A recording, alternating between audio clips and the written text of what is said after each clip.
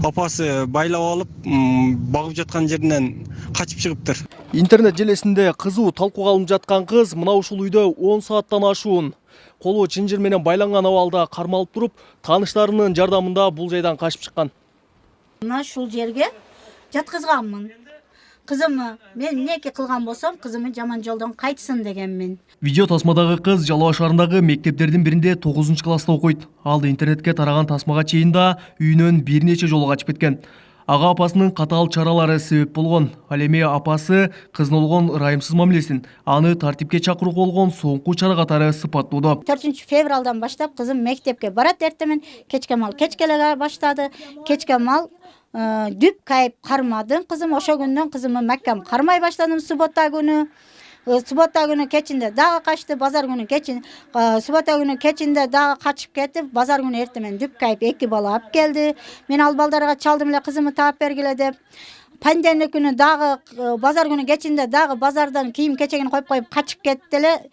Аерден тутуп келип кызымны жипинен байлап койсом, пандемия күнү кечкурун апамы телефонун алып дагы качып кетиптир. Эни менен Секелектин ортосундагы араздашуу өткөн жылдын сентябрь айында башталган. Ага жаш кыздын терс жолго кирип кетиши себеп болгон. Тагыраагы 16га да толо эле өспүрүм ичкилик ичип көчө кыздарына кошулуп кеткен. Кызым, сендей апам жок мени деди. Неге кызым десем, сен деди, мага деди тарбия бере албайтасың деди.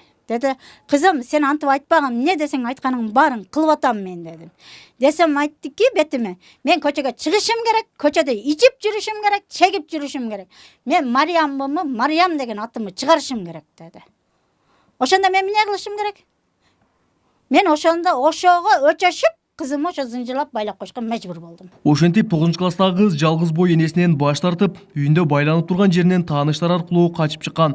Бул учурда аны көргөндөр милицияга кабар берип, кыз тийиштүү тараптарга өткөрүп берилген. Ыкчам тергөө барып, ал кызды алып келип, ошол үй бүлөлүк зомбулук катары бул факты каттоого алынып, азыркы учурда кыздын апасы, багып жаткан апасы ошол тергөөдө сурак берип жатат.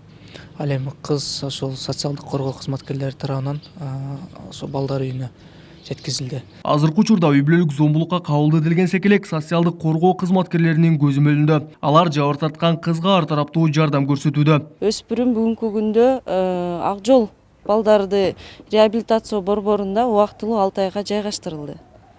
Өспүрүмдүн ден соолугун текшерүү үчүн борбордук областтык ооруканага алып барылып, ден соолугу текшерилди.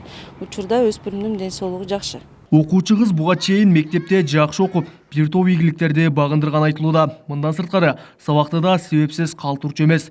Ал эми окуя катталган күндөрү окуудан жооп сураганын мектеп директору билдирди. Окуучу кыз дүйшөмбү, шейшембе күндөрү сабакка келбеген, бирок ошондо дагы апасы класс жетекчисине телефон чалып, үйдө себептүү апам ооруп атат, ошол апам докторго көрсөтөм, кызымды үйдө 1-2 күн кармап уруксат бергиле деп уруксат сурап, анан сабак калтырды да. Зомбулукка кабылган кыз кайра апасына берилер берилбеси азырынча белгисиз. Ал эми анын апасына териштирүүнүн жыйынтыгы менен чара көрүлүшү мүмкүн. Кабылбек Көчкөнбай уулу, Тынчбек Долдаев, Жалал Абад облусу.